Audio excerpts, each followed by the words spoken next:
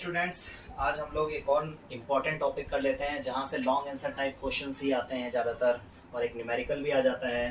जो टॉपिक है हमारा वो है निवेश गुणक, जिसको हम लोग किसके नाम से जानते हैं? इसको हम लोग जानते हैं बेटा इन्वेस्टमेंट मल्टीप्लायर के नाम से।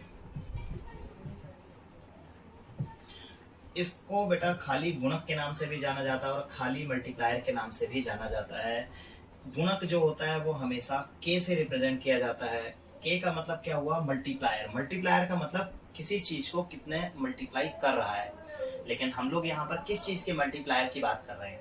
यहाँ पर हम लोग बात कर रहे हैं निवेश गुणक की बात करते हैं। निवेश गुणक का क्या मतलब हुआ? Investment multiplier. तो अब ये होता क्या है, क्या चीज होती है, इसके पूरे कॉन्सेप्ट को अच्छे तरीके से समझ लेते हैं। देखो बेटा, यहाँ पर अगर हम लोग बात करें के की, तो के इज इक्वल टू तुम्हारा होता है डेल्टा वाई अपॉन में तुम्हारा डेल्टा आई। डेल्टा वाई क्या होता है? इसको हम लोग बोलते हैं बेटा चेंज इन इनकम बटे में तुम्हारा क्या आता है? Change in investment. समझने के लिए अगर हम लोग बात करें यहाँ पर, तो ये क्या होता है आपका? आय में परिवर्तन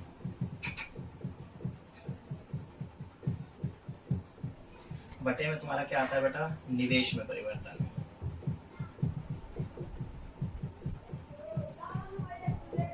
के की वैल्यू हमेशा डेल्टा वाई अपॉन में डेल्टा आई होती है, हमेशा ध्यान रख लीजिएगा। मैंने आप लोगों को हमेशा बताया है कि इसकी जो डेफिनेशंस होती हैं, अगर कोई भी फॉर्मूले वाला होता है तो किस तरीके से बनती है। यहाँ पर देखो इसकी कैसे डेफिनेशन बनेगी। निवेश हमेशा इफेक्ट नीचे से ऊपर की ओर पड़ता है। जब इन्वेस्टमेंट में चेंज आता है, देखो जब कभी भी इन्वेस्टमेंट में चेंज किया जाएगा तो उसकी वजह से प्रोडक्शन में चेंज होगा और प्रोडक्शन में चेंज होने की वजह से डायरेक्टली इनकम में चेंज आएगा।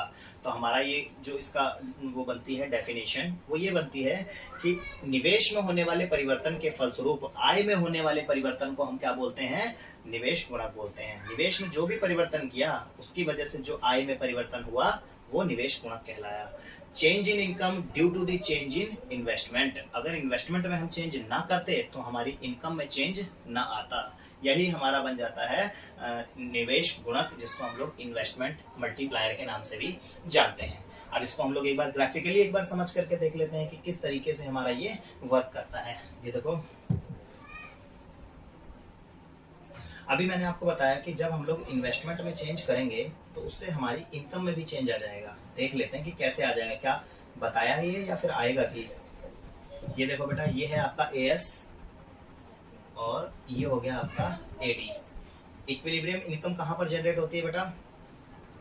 जहां पर तुम्हारा AD is equal to AS होता है, यानी कि पॉइंट ऑफ ई पर हमारी AD is equal to AS है और यहाँ पर इकोनॉमी में ओ वाई के बराबर की इनकम जनरेट हो रही है। अभी अभी हम लोगों ने बात की कि अगर हम लोग इन्वेस्टमेंट में चेंज करते हैं तो देखो एडी इज इक्वल टू क्या होता है? एडी इज इक्वल टू होता है सी प्लस में आई। अगर हम इस सी प्लस आई में अगर एक और आई की वैल्यू को इंक्लूड कर दें तो हमारी इन्वेस्टमेंट में इंक्रीज हो जाएगी। अच्छा, अब देखो अगर हम लोग यहाँ पर बात करें कि एडी की वैल्यू मान लो मैं कहता हूँ 30, 40, 50, 55, 65, 75 थी, मान के चलते हैं बेटा। एडी की वैल्यू थी तुम्हारी 30, 40, 50, 55, 65 और एडी की वैल्यू सी प्लस आई के बराबर थी। अब अगर हम लोग इसमें एडी वन अगर हमें निकालना है, यानी कि AD one is equal to C plus I plus delta I, यानी कि इन्वेस्टमेंट में हम लोगों ने चेंज किया है। मान लेते हैं हम लोगों ने जो इन्वेस्टमेंट में चेंज किया है वो कितने का किया है? 10 का किया है, 10 करोड़ का किया है। तो अब इसकी वैल्यू कितनी हो जाएगी? 30 में 10 जोड़ देंगे तुम्हारा तो कितना? 30 प्लस 10 इज इक्वल टू तुम्हारा 40, 40 plus 10 is equal to 50, 50 plus 10 is equal to 60, फिर ऐसे ही 65, 75 और ये कितना हो जाएगा? 85। अब देखो बेटा, इन दोनों की वैल्यूज की अगर हम बात करें, 30 और 40 में अंतर कितने का है? 10 का। 40 और 50 में यहाँ भी 10 का, यहाँ भी 10 का, हर लेवल पर इक्वल अंतर रहेगा 10 का। अब वो 10 का इनकम क्यों रहेगा? क्योंकि यहाँ पर जो इन्वेस्टमेंट हम लोग करते हैं वो कैसी होती है? ऑटोनॉमस इन्वेस्टमेंट होती है, वो कभी भी फिक्स रहती है, वो कभी भी चेंज नहीं होती है। हम लोग पहले भी बात कर चुके हैं इस वाले टॉपिक के ऊपर। तो अब अगर मान लीजिए अगर हम बात करेंगे कि एडी से हमारा जो नया एडी बनेगा, जब हम इन्वेस्टमेंट में चेंज करेंगे तो उससे हमारा जो एडी होगा वो बिल्कुल पैरेलल शिफ्ट हो जाएगा अपवर्ड की तरफ को। तो देखो हम लोग यहाँ पर बात करते हैं, पहले हमारी इक्विलिब्रियम यहाँ पर थी, जैसे ही हमने इन्वेस्टमेंट में चेंज किया, देखो बेटा जैसे ही इन्वेस्टमेंट में चेंज हुआ वैसे ही जो एडी था वो हमारा नया बन गया। अब वो एडी से क्या बन गया, एडी 1, और उसकी वैल्यू क्या थी, C plus I plus delta I के बराबर। अब देखो बेटा, इक्विलिब्रियम हमारा कहां पर होता है, इक्विलिब्रियम हमारा होता है जहां पर हमारा एडी एएस को कट करता है। अब देखो पुराना एडी तो ये था, अब हमारे नए एडी की अगर हम लोग बात करें तो देखो बेटा नया एडी तो ये है हमारा। अब नया एडी हमारे पुराने एएस के कर्व को कहां पर कट कर रहा है, E1 पॉइंट पर कट कर रहा है। जैसे ये E1 पॉइंट पर कट करेगा, इक्विलिब्रियम का एक नया लेवल एस्टेब्लिश हो जाएगा, और वो देखो हमारी इनकम जो पहले OY के बराबर थी, अब इनकम हमारी OY से बढ़ करके OY 1 तक हो जाएगी। यानी कि अगर हम बात करेंगे इकोनॉमी में, हमने देखो इतना डेल्टा आई का इन्वेस्टमेंट किया, यानी कि यहाँ से यहाँ तक एक्स्ट्रा इन्वेस्टमेंट हम लोगों ने जो इन्वेस्ट किया है, उसकी वजह से जो हमारी इनकम थी वो Y से Y1 इतनी एक्स्ट्रा इनकम हम लोगों को मिली है। कायदे में देखेंगे, देखो इन्वेस्टमेंट हम लोगों ने देखो सिर्फ इतना किया है, लेकिन इनकम हमारी यहाँ पर ज्यादा बढ़ करके आई है। तो इनकम में ज्यादा चेंज आता है, इन्वेस्टमेंट में चाहे हम कम चेंज करें। तो जब हमें ये पता करना होता है कि कितनी इन्वेस्टमेंट करने के बाद इकोनॉमी में कितनी इनकम जनरेट होगी, यही पता करने के लिए हम लोग क्या निकालते हैं बेटा, इन्वेस्टमेंट मल्टीप्लायर निकालते हैं। जैसे यहाँ पर देखो कम इन्वेस्टमेंट करने के बावजूद इनकम हमें मिली ज्यादा, तो कितने गुना इनकम, यानी कि कहने का मतलब है कि अगर मान लो मैंने 100 रुपए का इन्वेस्टमेंट किया, अगर निवेश गुणक 4 आता है, इसका मतलब क्या हुआ कि अगर 100 रुपए का इन्वेस्टमेंट करेंगे तो इनकम हमारी 400 आ जाएगी, 400 गुना, यानी कि 4 गुना आ जाएगी और 400 करोड़ रुपए की इनकम जनरेट होगी। चलो अब इसको हम लोग एक बार देख लेते हैं एग्जांपल्स के थ्रू। ये तो ग्राफिकली हम लोगों ने इन्हीं बातों को हम लोगों को अपने आंसर में डिनोट करना है। अब हम लोग इसको एक बार देख लेते हैं कि फॉर्मूले वाइज ये किस तरीके से काम करता है। अब मान लेते हैं जैसे अभी हमारे पास में ये है formula k is equal to delta Y upon में डेल्टा आई। अभी मान लो इन्होंने दे दिया कि डेल्टा आई की जो वैल्यू है वो आपकी 15 है और डेल्टा वाई की जो वैल्यू है वो आपकी 60 है। यानी कि अगर हम लोग इकोनॉमी में 15 करोड़ का इन्वेस्टमेंट करते हैं तो उसकी वजह से इकोनॉमी में 60 करोड़ रुपए की इनकम जनरेट होती है। अब अगर हमें निकालना है कि इन्वेस्टमेंट मल्टीप्लायर क्या है, तो हमें निकालने के लिए क्या करना पड़ेगा बेटा, डेल्टा आई हमें गिवन है 15, तो यहाँ पे लिख दो 15, डेल्टा वाई कितना है 60, ये लिख दो, काट देंगे तो के की वैल्यू कितनी आई बेटा, 4 आई। 4 आने का मतलब ये हुआ कि every time when we are going to invest certain amount of money, the money will be multiplied by 4 times and income will be generated 4 times larger। इसका मतलब क्या हुआ कि कभी भी अगर हम लोग अपनी इकोनॉमी में कुछ भी पैसा इन्वेस्ट करेंगे तो उससे जो रिटर्न मिलेगा इनकम का वो हमेशा 4 गुना ज्यादा होगा।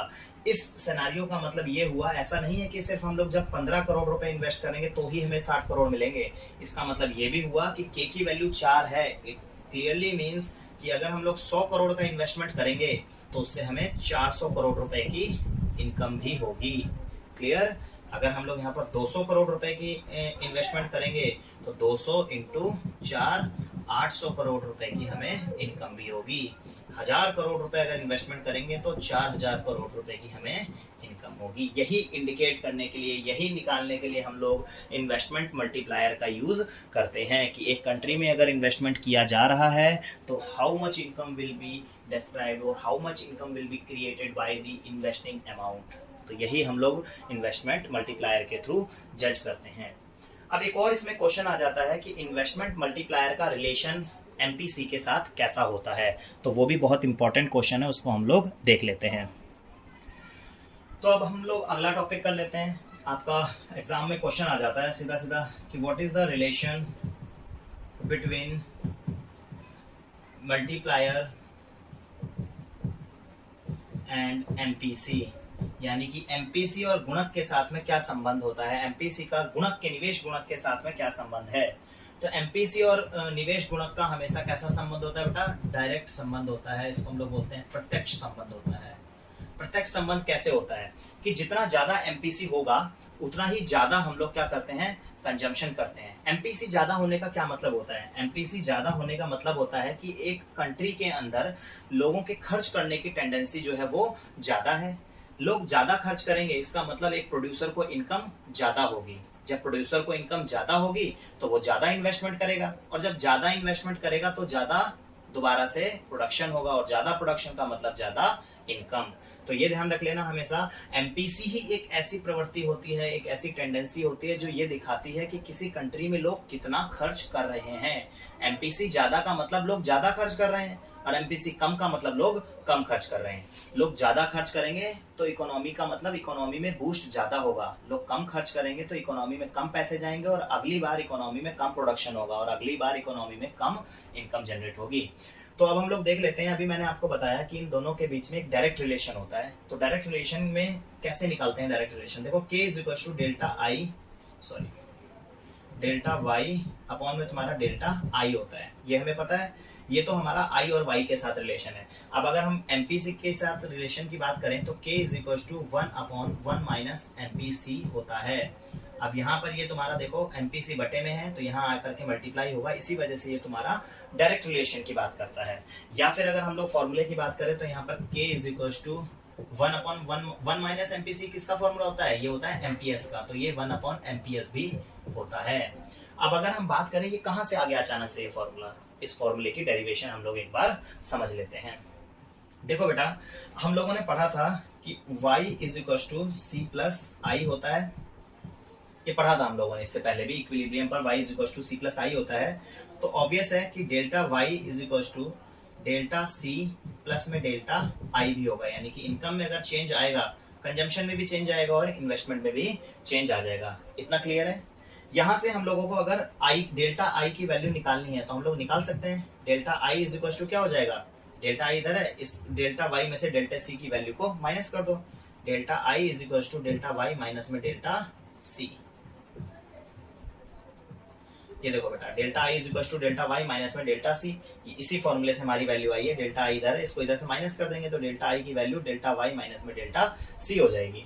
अब हमें कुछ नहीं करना, अब हम लोगों को सिंपल सी बात है, यहाँ इसी फॉर्मूले की डेरिवेशन हम लोगों को करनी है। हम लोग एक बार यहाँ खाली कर लेते हैं, इसको इधर लिख देते हैं, जिससे डेरिवेशन यहाँ होती रहेगी। देखो k is equal to delta y upon में तुम्हारा डेल्टा i, ये हमें पता है। यहाँ पर अभी हम लोगों को पता था कि y is equal to C plus I होता है, तो delta y is equal to delta C plus में डेल्टा i भी होगा। इसी फॉर्मूले से delta i is equal to delta y minus delta c भी होता है। ये इक्वेशन आ जाती है हमारी, यहाँ पर इक्वेशन इसको 1 बोल दो। अब देखो हम लोग यहाँ पर करते हैं, यहाँ पर इस वाले फॉर्मूले की अगर हम बात करें k is equal to delta Y upon में डेल्टा आई। अब ये देखो ये वाली जो वैल्यू है डेल्टा आई की, इस वैल्यू को यहाँ पर पुट कर दो, डेल्टा आई की वैल्यू को इक्वेशन 1 से। k is equal to delta Y upon में डेल्टा आई की वैल्यू पुट करो। डेल्टा आई क्या कहता है, ये होता है डेल्टा वाई माइनस में डेल्टा सी। ठीक है बेटा, इसको हम लोग बोल देते हैं इक्वेशन 2। अब अगर हम लोगों को यहाँ पर अगर हम बात करें, यहाँ पर हम बोलेंगे कि divide numerator and denominator by delta Y. LHS और आरएचएस यानी कि अपवर्ड और डाउनवर्ड हम लोग दोनों पूरा डेल्टा वाई से डिवाइड कर देंगे, यानी कि ऊपर वाले हिस्से को भी और नीचे वाले हिस्से को भी हम लोग डेल्टा वाई से डिवाइड कर देंगे। तो चलो कर देते हैं बेटा। k इज इक्वल टू यहाँ कितना था हमारे पास में, डेल्टा वाई अपॉन में तुम्हारा डेल्टा वाई माइनस में डेल्टा सी, तो इसको पूरे को डिवाइड कर देंगे। k इज इक्वल टू यहाँ देखो डेल्टा वाई अपॉन में तुम्हारा डेल्टा वाई बटे में, यहाँ कितना है तुम्हारा डेल्टा वाई, यहाँ पर भी बटे में डेल्टा वाई आ जाएगा, माइनस यहाँ पर क्या आ जाएगा डेल्टा सी अपॉन में डेल्टा वाई। इसको काट देंगे, इसकी वैल्यू आई 1, इसको काट दो, इसकी वैल्यू आई 1। डेल्टा सी अपॉन में डेल्टा वाई, ये किसका फॉर्मूला होता है, ये होता है बेटा एमपीसी का फॉर्मूला। तो अब अगर हम लोग बात करें हमारे पास में क्या वैल्यू रह जाती है, हमारे पास वैल्यू रह जाती है 1 अपॉन, इधर वैल्यू है 1 माइनस डेल्टा सी अपॉन में डेल्टा वाई, किसकी वैल्यू रह गई, एमपीसी की। तो k का जो हमारा एक और फॉर्मूला आया वो आया k is equal to 1/1 minus MPC. वो इसी वाले फॉर्मूले से डेराइव करके ही आपके पास में फॉर्मूला आता है। अब अगर हम 1 में से एमपीसी की वैल्यू को माइनस कर देंगे तो k की वैल्यू 1/एमपीएस के बराबर भी होती है। यही दोनों ही फॉर्मूले आपके सेम फॉर्मूले हैं, 1 माइनस एमपीसी रखो चाहे सीधा डायरेक्टली एमपीएस रख दो, बात आपकी बराबर ही रहती है। तो ये क्वेश्चन आपसे बहुत बार पूछा जाता है कि एमपीसी के साथ में कैसा रिलेशन होता है इन्वेस्टमेंट मल्टीप्लायर का। तो आप लोगों को अच्छे तरीके से एक्सप्लेन करके बताना पड़ेगा कि एमपीसी का डायरेक्ट रिलेशन होता है के साथ में। अब हम लोगों ने ये तो देख लिया कि ये फॉर्मूला किस तरीके से जनरेट हुआ। अब हम लोगों को देखो ये बताना पड़ेगा सॉल्व करके, क्योंकि क्वेश्चन में आएगा तो आपको प्रूफ करके दिखाना पड़ेगा कि एमपीसी के साथ में डायरेक्ट रिलेशन होता है। अब वो प्रूफ कैसे करेंगे वो हम लोग देख लेते हैं। तो बेटा अभी हम लोग देख लेते हैं कि एमपीसी और मल्टीप्लायर के बीच में हमने बताया कि एक डायरेक्ट रिलेशन होता है। अब वो डायरेक्ट रिलेशन हमें क्या इंडिकेट करके देता है? डायरेक्ट रिलेशन का मतलब ये होता है कि अगर एमपीसी ज़्यादा होगा तो इसका मतलब उस कंट्री में जो इन्वेस्टमेंट मल्टीप्लायर है वो भी ज़्यादा होगा। इसके कहने का डायरेक्टली मतलब ये हुआ कि अगर किसी कंट्री का एमपीसी ज़्यादा है, इसका मतलब उस कंट्री के जो लोग हैं वो ज़्यादा खर्च कर रहे हैं, उनके खर्च करने की टेंडेंसी ज़्यादा है। तो जब वो ज़्यादा खर्च करेंगे इसका मतलब अगली बार वो प्रोड्यूसर को ज़्यादा पैसा दे रहे हैं इन्वेस्टमेंट के लिए। ज़्यादा पैसा इन्वेस्टमेंट के लिए देंगे तो अगली बार ज़्यादा इनकम जनरेट होगी। तो यही हम लोगों को प्रूफ करके दिखाना है कि अगर एमपीसी कम है तो कम इनकम जनरेट हुई, लेकिन अगर एमपीसी ज़्यादा हुई तो ज़्यादा इनकम जनरेट हुई, यानी कि निवेश गुणक ज़्यादा हुआ। इसी चीज़ को हम लोग एक एग्जाम्पल के थ्रू सॉल्व करके देख लेते हैं। पहली सिचुएशन लेकर के चलेंगे। मान लीजिए जिसमें जो तुम्हारा एमपीसी है उसकी वैल्यू हो जाती है 0.5। इसके कहने का क्या मतलब हुआ? यहाँ पर इस कंट्री के जो लोग हैं अपनी इनकम का 50% खर्च कर रहे हैं और 50% बचा रहे हैं, यानी कि इसको हम लोग बोल सकते हैं, इसको हम लोग लेते हैं लेस एक्सपेंस, यानी कि कम खर्च कर रहे हैं। इसका मतलब लेस इनकम जनरेट होनी चाहिए। यही है हमारे डायरेक्ट रिलेशन का मतलब। आगे वाले की अगर हम बात करें, नेक्स्ट में हम लोग एमपीसी लेकर के चलते हैं 0.8। दैट क्लियरली मीन्स कि 80% अपनी इनकम का खर्च किया जा रहा है, यानी कि इस वाली सिचुएशन में हमने ज़्यादा खर्च किया है ना, तो इसका मतलब मोर एक्सपेंस हुआ। मोर एक्सपेंस का मतलब हम लोगों का मोर इनकम जनरेट होनी चाहिए थी आगे। यही हमें प्रूफ करना है। अब हम लोग देख लेते हैं विद एग्जांपल। देखो बेटा k = 1/1 माइनस एमपीसी होता है। इसी में इसकी वैल्यू को पुट कर देते हैं। k = 1/1 माइनस एमपीसी की वैल्यू कितनी है बेटा? 0.5। तो k की वैल्यू कितनी आ जाएगी? 1/1 में से 0.5 को माइनस करेंगे, 0.5 आया। इससे इसको काट दो, 0 आ जाएगा यहाँ पर। तो k की वैल्यू बेटा आई आपकी 2। k की वैल्यू 2 आने का क्या मतलब हुआ बेटा? इसका मतलब ये हुआ कि अगर हम लोग इन्वेस्ट कर रहे हैं 100 रुपए, तो जो इनकम जनरेट हो जाएगी वो कितनी हो जाएगी? इसके 2 टाइम्स, यानी कि डेल्टा y = k इंटू में तुम्हारा डेल्टा i। तो यानी कि डेल्टा y कितना हो जाएगा तुम्हारा? 100 इंटू में तुम्हारा 2 कितना हुआ? 200। इसका सिंपल यही मतलब हुआ कि के दुगना होने का मतलब, अगर आप 400 रुपए इन्वेस्ट करोगे तो 800 रुपए की इनकम होगी, 500 करोगे तो 1000। दुगने की ही इनकम जनरेट होगी, उससे ज्यादा की इनकम जनरेट नहीं होगी। अगली कहानी की बात करें, जब एमपीसी की वैल्यू 0.8 है। चलो यहाँ पर देख लेते हैं k = 1/1 माइनस एमपीसी। तो यहाँ पर k = 1/1 माइनस एमपीसी की वैल्यू कितनी हुई? 0.8। ठीक है, 1 में से 0.8 को माइनस करेंगे तो k की वैल्यू आएगी 1/0.2। इसको काट देते हैं यहाँ पर। k की वैल्यू कितनी आ गई? k = आया 5। यानी कि अब ये जो इनकम अगर हम लोग इन्वेस्टमेंट करने जा रहे हैं तो इन्वेस्टमेंट का मतलब हमारा कितना आएगा? जितनी इनकम इन्वेस्ट किया गया उससे 5 गुनी ज्यादा इनकम हमारी जनरेट होगी।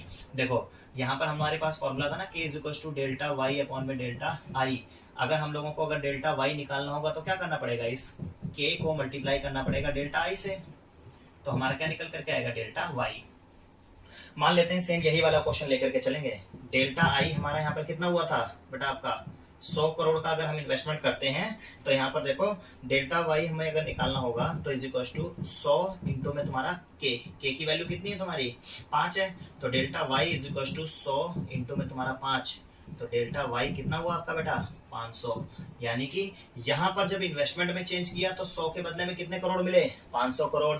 यहाँ 100 रुपए इन्वेस्ट किया तो 100 के बदले में कितने मिले? 200 करोड़। तो हम लोगों ने अपनी बात को प्रूफ किया यहाँ पर कि जब हमारा एमपीसी कम था तो वहां पर कम इनकम जनरेट हुई, जब हमारी वहां पर दूसरे वाले केस में एमपीसी ज्यादा थी तो यहाँ पर हमारी इनकम भी ज्यादा जनरेट हुई। इसी एग्जाम्पल को आप लोगों को अच्छे तरीके से एक्सप्लेन करके विद एग्जाम्पल, सुटेबल एग्जाम्पल आप लोगों को अपने एग्जाम में बताना है।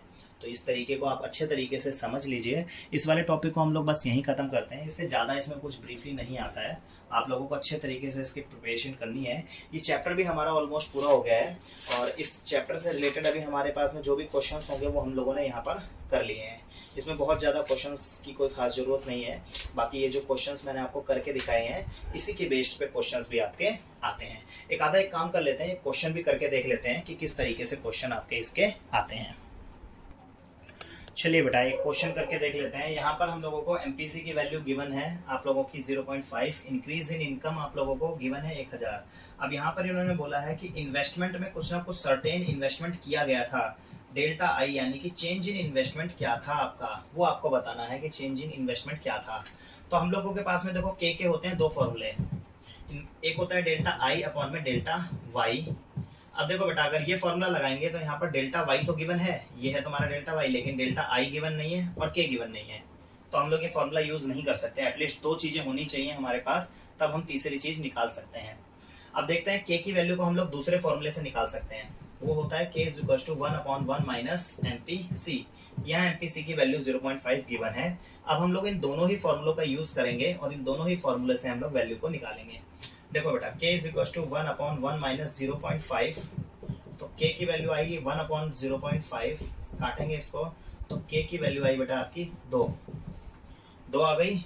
अब यहाँ पर इस 2 वाली वैल्यू को यहाँ पर पुट कर लेंगे। के की वैल्यू कितनी आई बेटा, यहाँ पर इस के की वैल्यू यहाँ पर पुट कर देंगे, 2 आई, 2 को रख देंगे यहाँ पर हम, डेल्टा वाई गिवन है बेटा आपको यहाँ पर, सॉरी यहाँ गलत कर दिया मैंने, डेल्टा आई यहाँ पर डेल्टा वाई। अब देखो यहाँ पर देखो 2 की वैल्यू आ गई, इन्वेस्टमेंट चेंज इन इन्वेस्टमेंट कितना दिया है ये आपको निकालना है, डेल्टा आई निकालना है। ऊपर कितना है तुम्हारा डेल्टा वाई है 1000, ठीक है।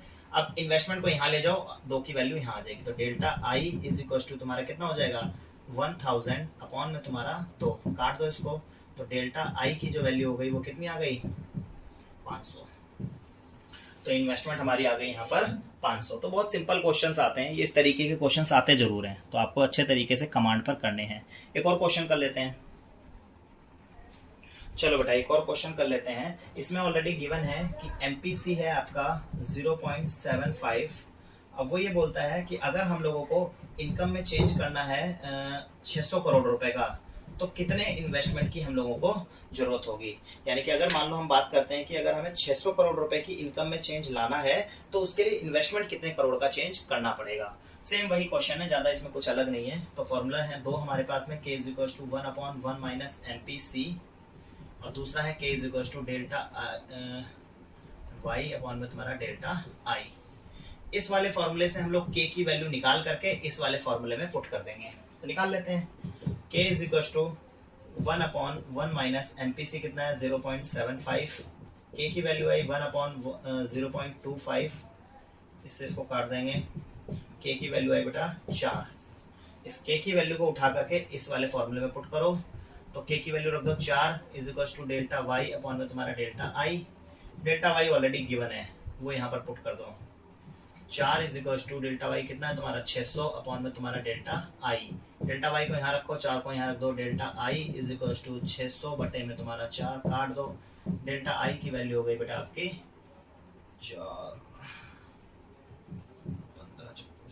150, आई की वैल्यू हो गई आपके बेटा 150। तो आप लोगों को सेम इसी तरीके से क्वेश्चन को सॉल्व करना है, इसमें बहुत ज्यादा कुछ हार्ड होता नहीं है, तो बस इसी तरीके के क्वेश्चंस आते हैं। अब इस वीडियो को भी हम लोग यहाँ खत्म करते हैं, चैप्टर आपका ये पूरा का पूरा खत्म हो गया है। इस चैप्टर में अब आपका कुछ बचा नहीं है।